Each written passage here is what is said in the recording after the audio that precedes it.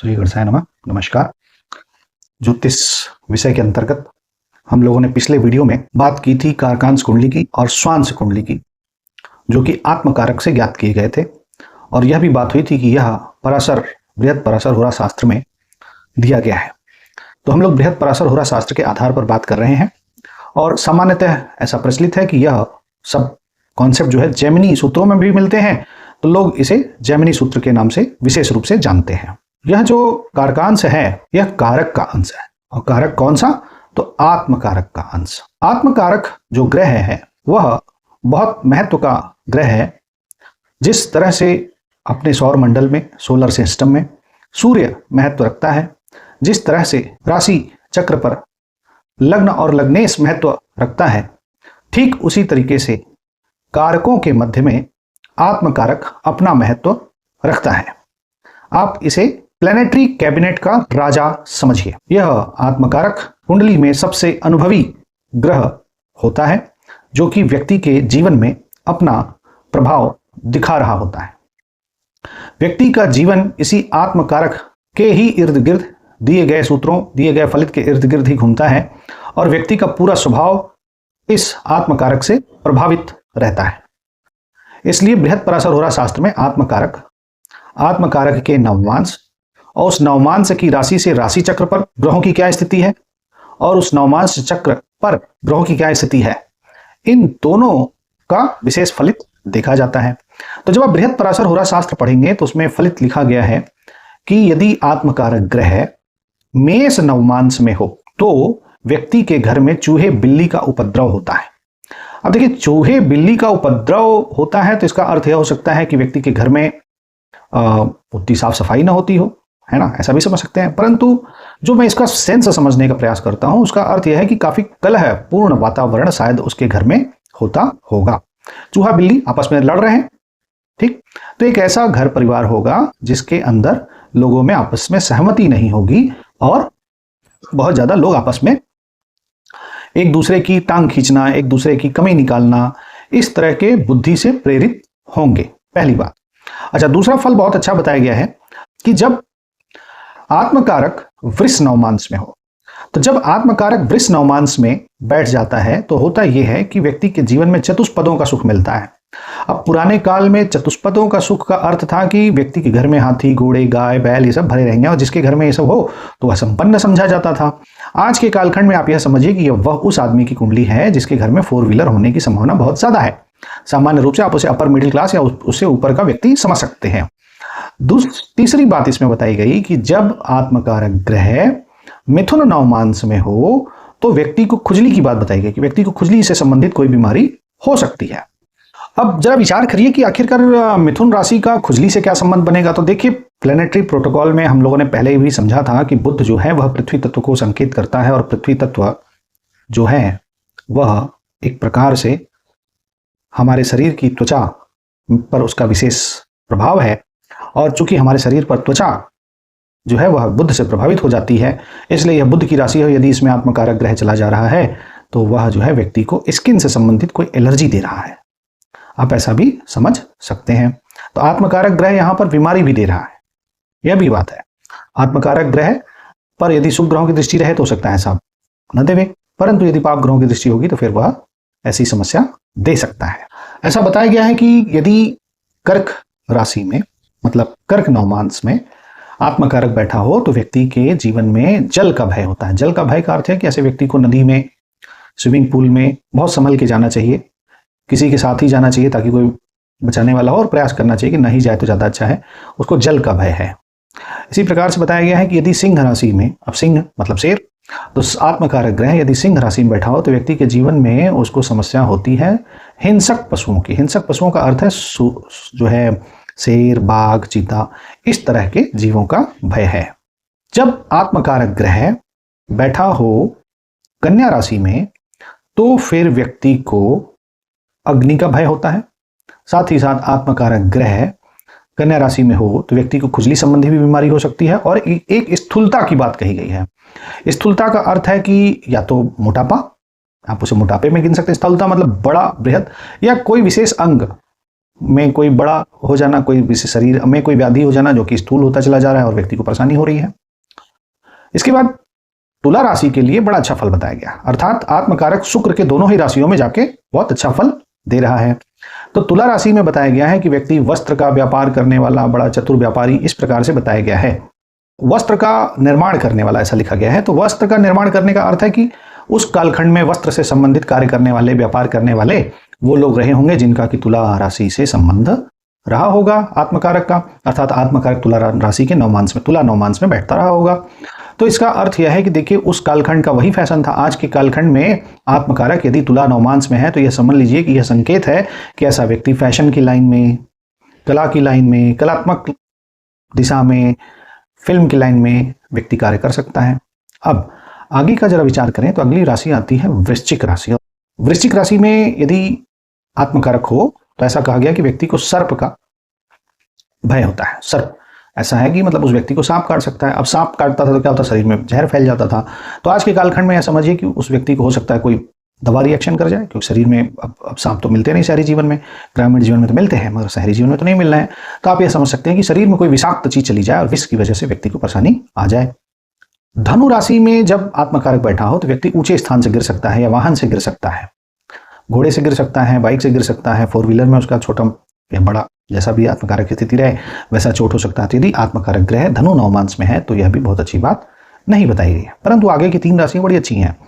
आगे की 3 राशियों में जो मकर राशि है, मकर राशि में बताया गया है कि व्यक्ति को जल में उत्पन्न हुई वस्तुओं से विशेष लाभ मिलता है। मकर राशि में, मकर नवमांश में, यदि मकर नवमांश में, मकर राशि नहीं समझिए, आत्मकारक जिस नवमांश में बैठा वह मकर नवमांश यदि है तो व्यक्ति जो है जल में उत्पन्न हुई वस्तुओं का, जीव जंतुओं का, शंख का, मोती का व्यापार कर सकता है, उनसे लाभ प्राप्त कर सकता है।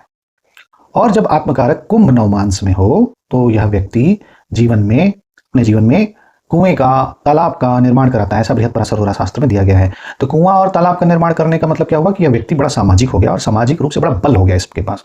तो यह व्यक्ति कुछ चैरिटेबल वर्क करेगा जिससे समाज का कल्याण होगा। यह समझने की बात। आज के जमाने में लोग कुआं नहीं खुदवाते हैं मगर सामाजिक कार्य तो करते ही हैं। पार्क बनवा देना, पार्क में कुछ बड़ा काम करवा देना, इस तरीके से काम होता है। समय के हिसाब से चीजें बदल गई हैं मगर आप मूल तत्व तो समझिए कि व्यक्ति समाज का सेवक होता है।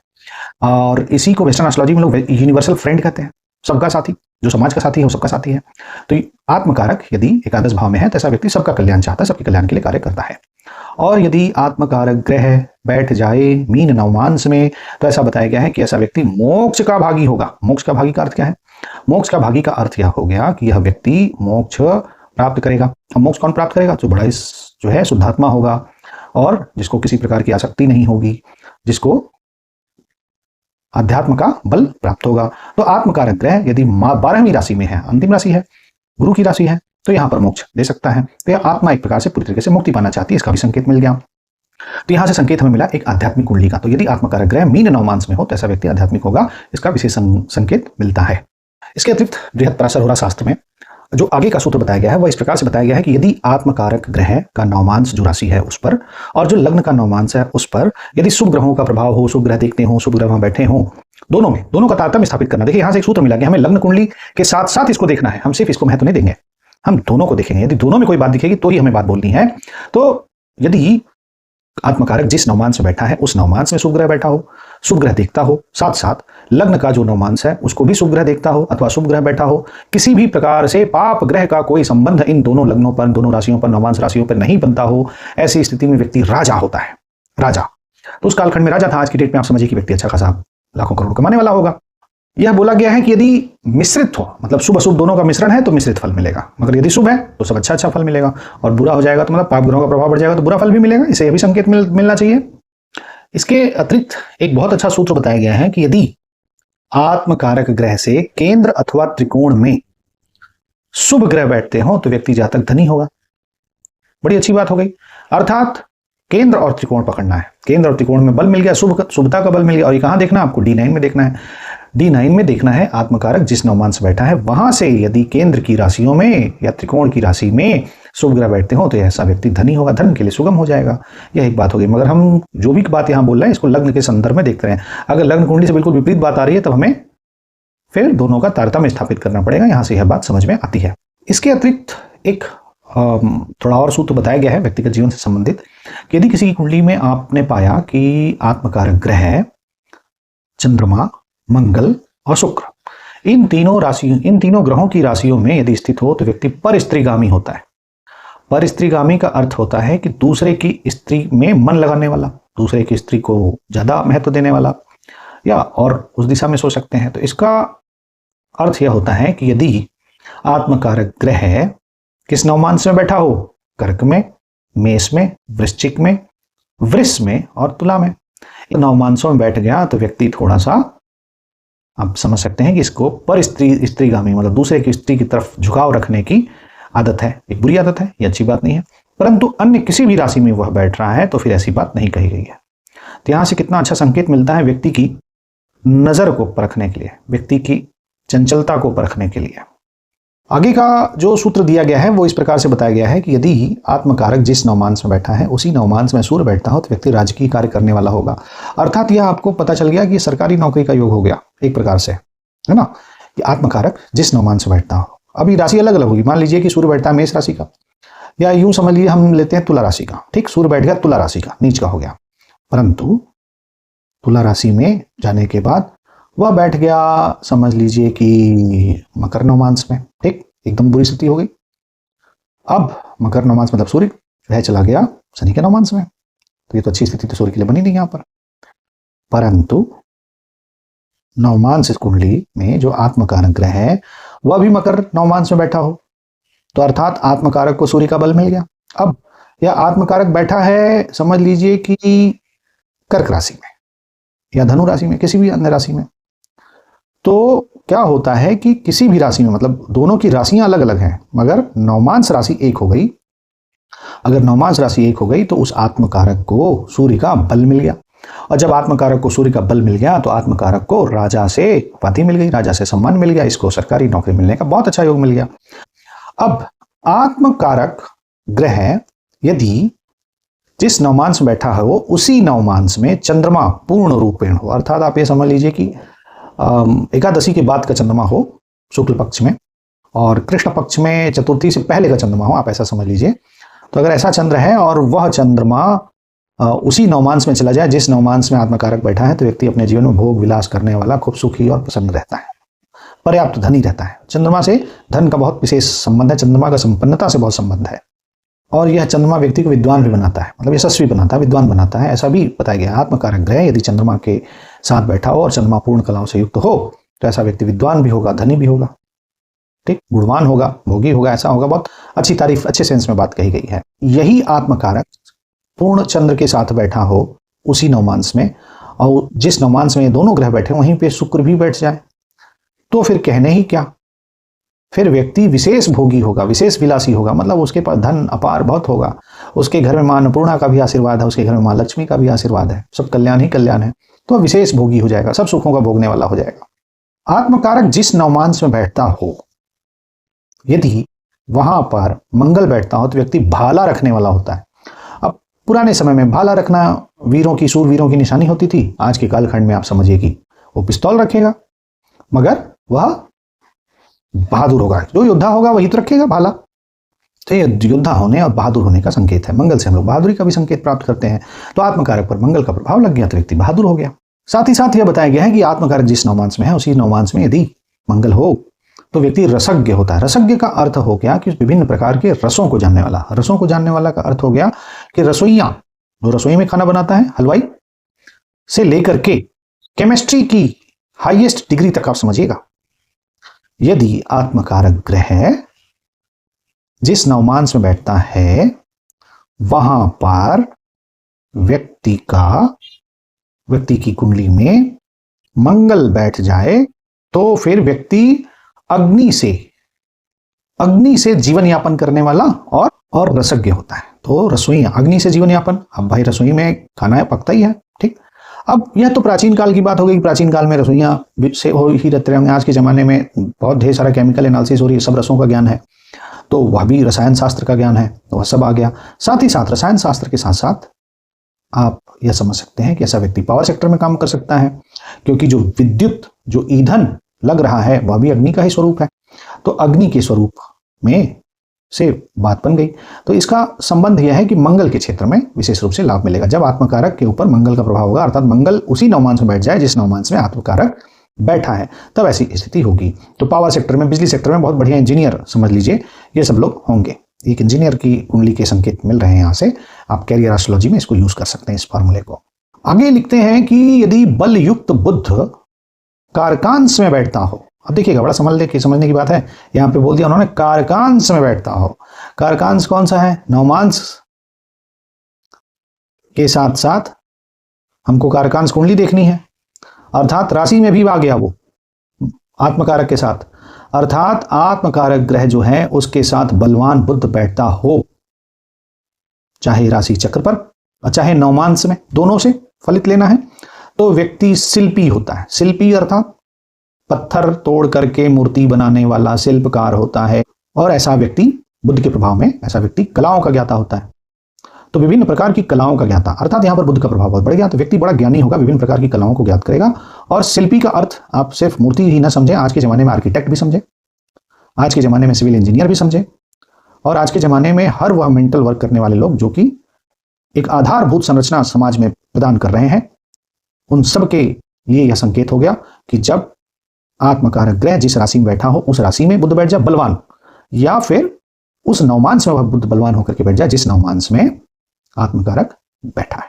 इसको आप ऐसे देखिए कि जिस नवमांश राशि में आत्मकारक बैठा है उसी राशि में वह बुध बैठ जाए या नवमांश राशि में बुध बैठ जाए, दोनों में यह बात अप्लाई होती है। तो आपको D1 से भी देख लेना है और D9 से भी देख लेना है, ये भी आपको समझ लेना चाहिए। आगे जो है फल दिया गया है वो गुरु का दिया गया है। गुरु के बारे में बताया गया कि यदि गुरु बैठता हो आत्मकारक के नवमांश राशि में, यानी कि आत्मकारक की नवमांश राशि और गुरु की नवमांश राशि एक हो जाए, ऐसी कंडीशन होने पर व्यक्ति सुकर्मा, अच्छे कर्मों में लिप्त रहने वाला, यज्ञ करने वाला रहेगा, अच्छे कर्म करने वाला। गुरु अच्छे कर्म करता है तो इसलिए व्यक्ति अच्छे कर्म करेगा। और व्यक्ति वेद को जानता है, मतलब बड़ा ज्ञानी पुरुष है, धर्म शास्त्र को, वेद को, दर्शन को जानता है, नॉलेजेबल पर्सन है।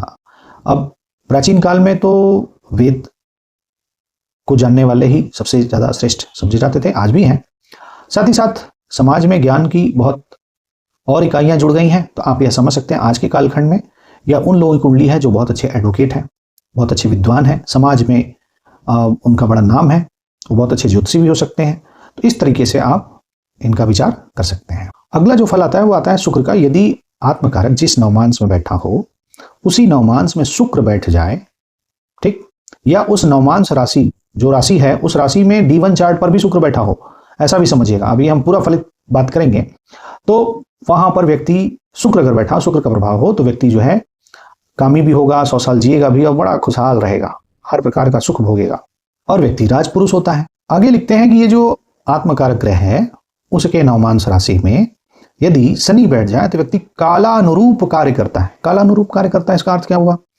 इसका अर्थ यह है कि व्यक्ति अपने समय के हिसाब से कार्य करने वाला, अर्थात वह व्यक्ति में इतना विवेक है कि किस समय कैसा कार्य करना है वह जानता है।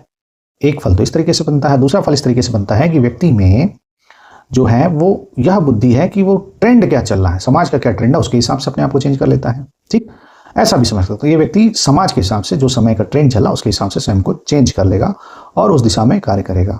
आत्मकारक को शनि का बल मिलने पर व्यक्ति जो है मेहनती होगा, ऐसा भी समझना चाहिए। आत्मकारक ग्रह जिस नवमांश में बैठा हो, यदि वहीं पर राहु बैठ जाए या जिस नवमांश राशि में बैठा है आत्मकारक ग्रह उसी राशि में राहु बैठ जाए, तो फिर व्यक्ति जो है उसके लिए बोला गया कि वह चोर होगा। अब उस कालखंड में चोर के लिए समझा गया है, आज के कालखंड में कुछ ऐसा समझ सकते हैं कि कोई गलत कार्य में व्यक्ति लिप्त हो सकता है। इसका संकेत तो मिलता है कि पुस्तक तो ऐसा बहुत स्पष्ट संकेत बता रही है। साथ साथ यहाँ पर यह भी बताया गया है कि व्यक्ति धनुष धारण करने वाला, धनुष धारण करने वाला मतलब आज के कालखंड में आप ये समझिए कि वह व्यक्ति भी घर में कुछ औजार रखे। औजार का अर्थ हो गया कि जिस प्रकार से कोई पिस्तौल, बंदूक, इस तरह की चीजें आप समझ सकते हैं, क्योंकि अब तो धनुष भाला का तो जमाना है नहीं। अर्थात व्यक्ति प्रभावशाली होगा, ऐसा भी समझ सकते हैं कि आत्मकारक जिस नवमांश बैठा है वहां पर यदि राहु बैठ जाए उस नवमांश राशि में, या उस जो नवमांश राशि है उस राशि में यदि राहु बैठ जाए तो व्यक्ति बड़ा प्रभावशाली होगा, क्योंकि वह जो है धनुष धारण कर रहा है। धनुष सामान्य व्यक्ति तो धारण करेगा नहीं।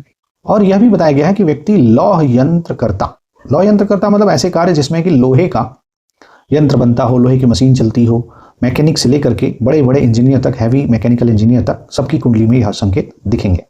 साथ ही साथ यदि आत्मकारक ग्रह जिस नवमांस बैठा है उसी में यह राहु बैठ जाए तो बताया गया कि व्यक्ति विष वैद्य होता है। विष वैद्य का अर्थ क्या है? उस कालखंड में ऐसे वैद्य रहे होंगे, ऐसा संकेत मिलता है, जो विष दे करके लोगों का जान बचा लेते रहे होंगे। ठीक, मतलब टॉक्सिन भी दे रहा है और जो है स्वयं व्यक्ति को बचा भी ले रहा है। तो इसका अर्थ क्या हुआ कि आज के कालखंड में यह व्यक्ति रिसर्च में लगेगा। रिसर्च का भी संकेत मिलता है। जब आत्मकारक ग्रह जिस नवमांस में बैठा हो उस नवमांस की राशि में यदि राहु आ जाए या उसी नवमांस में ही जो है राहु आ जाए तो आप यह देखेंगे कि ऐसा व्यक्ति विष वैद्य होगा। यानी आज के कालखंड में आप समझिए, पहले तो डॉक्टर हो सकता है, दूसरा ऐसा डॉक्टर हो सकता है जो कि इंजेक्शन लगाता हो, तीसरा ऐसा डॉक्टर हो सकता है जो कि रिसर्च कर रहा हो, चौथा हो सकता है कि डायग्नोसिस करने वाला डॉक्टर हो, पांचवा ये हो सकता है कि मतलब जो कि शरीर में विष को डाल करके और शरीर की प्रतिक्रिया को समझता है, इस प्रकार की प्रणाली वाली मेडिसिन की जो साइंस है उसमें कार्य करने वाले ऐसे लोग हो सकते हैं। मेडिसिन एक्सपर्ट हो सकते हैं, मेडिसिन का एक्सपर्ट भी माना जाएगा। तो यह एक बहुत अच्छा संकेत यहाँ से मिलता है डॉक्टर बनने का। मतलब यहाँ पर राहु जो है डॉक्टर भी बना रहा है, इंजीनियर भी बना रहा है, सिर्फ आत्मकारक से संबंध बना लेने के कारण। तो देखिए कितना ही राहु वर्सेटाइल है। यानी यहाँ पर शुभ ग्रह का प्रभाव है, अशुभ ग्रह का प्रभाव, यह भी देखना पड़ेगा कौन सा आत्मकारक है। आत्मकारक कौन सा ग्रह है? आत्मकारक शुभ ग्रह है तो फिर राहु शुभ दिशा में जाएगा, और आत्मकारक अशुभ ग्रह होगा तो फिर अलग दिशा में जाएगा। तो ये ढेर सारी एनालिसिस की बात हो गई। अब इन्होंने लिख दिया, लिखने के बाद अब आपको अपनी बुद्धि को अप्लाई करना है। इसी प्रकार से बताया गया है कि यदि आत्मकारक जिस नवमांस में बैठता हो उसी नवमांस में केतु आ जाए या उस राशि पर केतु हो कुंडली जन्म के समय में, तो ऐसा व्यक्ति हाथियों का व्यवहार करने वाला। अब हाथियों का व्यवहार क्या करेगा कोई? तो इसका अर्थ है कि बहुत बड़े बड़े काम करने वाला, बड़े बड़े व्यवहार करने वाला, ठीक है, बड़े बड़े कॉन्ट्रैक्ट लेने वाला, ऐसा भी व्यक्ति हो सकता है। साथ साथ उसमें यह भी लिखा कि व्यक्ति चोर भी होता है। तो यही है, जो आत्मकारक होगा उसकी प्रकृति प्रवृत्ति के साथ केतु का क्या संबंध बनता है उस पर सब चीजें डिपेंड करेंगी। दोनों दिशाओं की बात है। एक तरफ बहुत अच्छे समृद्धि के भी संकेत हैं, दूसरी तरफ ऐसा संकेत है कि व्यक्ति किसी निंदनीय कार्य में लिप्त भी हो सकता है जो समाज में अच्छी दृष्टि से नहीं देखा जाता है। तो आज इस वीडियो में हमने आत्मकारक ग्रह का कुछ विशेष फल बताया जो कि बृहत पराशर होरा शास्त्र में इसी प्रकार से दिया गया है। और इन फलों को पढ़ने से हमें यह ज्ञात होता है कि आत्मकारक ग्रह जिस नवमांस में है उस नवमांस में ग्रह बैठे हों, या आत्मकारक ग्रह जिस नवमांस में बैठा है उसकी राशि में, यानी कि राशि चक्र पर D1 चार्ट पर, यानी आपको D1 चार्ट D9 चार्ट दोनों का तारतम्य मिलाना है और दोनों में जैसा स्थिति दिखे। साथ साथ हम लोगों ने यह भी जाना कि लग्न के साथ भी हमें तारतम्य स्थापित करना है। जो लग्न कुंडली है, लग्न चक्र है, उसका भी अपना महत्व है। तो देखिए, लग्न कुंडली आपके जीवन की विशेष धुरी है, उस धुरी के इर्द गिर्द ही आत्मकारक के द्वारा दिया गया फल मिलेगा। अब जो मेरा अपना विजडम है, जो मैं अपनी बात इसमें से समझ पाया हूं, वह मैं आपके समक्ष रख रहा हूं। तो देखिए, लग्न कुंडली आपने फलित बना लिया, फिर आत्मकारक के हिसाब से जो कुंडली का फलित है वह बना लिया। अब जो दोनों में मैच कर रहा है, यानी उसके होने की संभावना तो बहुत बढ़ गई, परंतु जो एक ही दिशा की बात कही जा रही वहां पर भी वह फलित घटित होने की बहुत विशेष संभावना हो गई। परंतु जहां पर विरोधाभास होगा फिर वहां पर फलित में कहीं ना कहीं संभावना कम भी हो रही है। तो आपको दोनों दिशाओं के फलित को ज्ञात करके महत्व देना है। साथ ही साथ हमने इन सूत्रों से जाना कि षड वर्गों का बहुत विशेष महत्व है। षड वर्गों में ग्रह शुभ ग्रहों के षड वर्ग में बैठ रहे हैं तो शुभ फल दे रहे हैं, और अशुभ ग्रहों के षड वर्ग में बैठ रहे हैं तो अशुभ फल दे रहे हैं। यहां से हमें यह विशेष रूप से ज्ञात हुआ। यह बात बहुत समझने की है। षड वर्ग कौन से थे तो हमने बहुत पहले भी बता रखा है। हमारे चैनल पे आप जाकर के षड वर्गों की और षोडश वर्गों की पूरी जो है श्रृंखला दी हुई है, आप उसको पढ़ें, जाने। तो एक एक का फल हमने बताया है उसमें। साथ साथ मैं आपको बताना चाहता हूं कि यहाँ पर षड वर्गों का संबंध जो है वह है D1 chart, D2 chart, D3 chart और D12 चार्ट, D9 चार्ट और D30 चार्ट।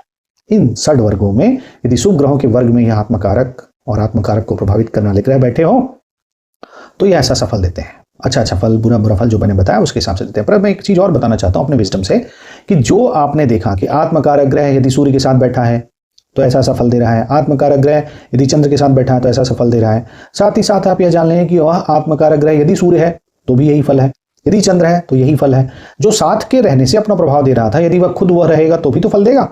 तो यहां से हमें यह पता चल जाता है कि आत्मकारक ग्रह कौन सा है और वह कौन सा फल देगा। जैसे कि हमने देखा कि आत्मकारक ग्रह के साथ मंगल हो तो व्यक्ति बहुत अच्छा रसोइया हो सकता है, रसायन शास्त्र का ज्ञाता हो सकता है। तो यदि मंगल स्वयं में आत्मकारक है तो यह भी व्यक्ति के बहुत अच्छे केमिस्ट होने की संभावना हो गई, रसोइया होने की संभावना हो गई, अग्नि से कार्य करने की, अग्नि के माध्यम से अपना जीवन यापन करने की बात यहां पर स्पष्ट हो गई। तो देखिए कितनी अच्छी सूत्र दिए हुए हैं इस अध्याय में। तो इस अध्याय को हम लोग आगे भी पढ़ेंगे। मैं समझता हूँ वीडियो काफी लंबा हो गया है, तो हमें आगे भी बात करनी है, तो हम इस अध्याय को आगे भी पढ़ेंगे और जैसा फलित इसमें बताया गया उसको बताते हुए फिर मैं अपना विजडम भी इसमें बताऊंगा। जैसे कि मैंने अभी आपको बताया कि इनको प्रयोग कैसे करना है, तो मैंने आपको पहले ही बोल दिया कि पहले लग्न कुंडली के फलित को ज्ञात करें, उसको मेन धुरी बना लें और उस मेन धुरी में जो समस्याएं हैं जहां पर आपको प्लस माइनस करना है, उस प्लस माइनस को करने के लिए आप इन सूत्रों का प्रयोग करें, कारकांश के सूत्रों का प्रयोग करें, तो आप देखेंगे आपके फलित में बहुत ज्यादा विश्वास करने लगेंगे लोग और आपका फलित स्पष्टतः आंखों के सामने दिखना शुरू हो जाएगा। ऐसा मुझे पूर्ण विश्वास है। तो मैं आशा करता हूं आपने मेरे इस वीडियो को देखा। आपका बहुत बहुत धन्यवाद। नमस्कार।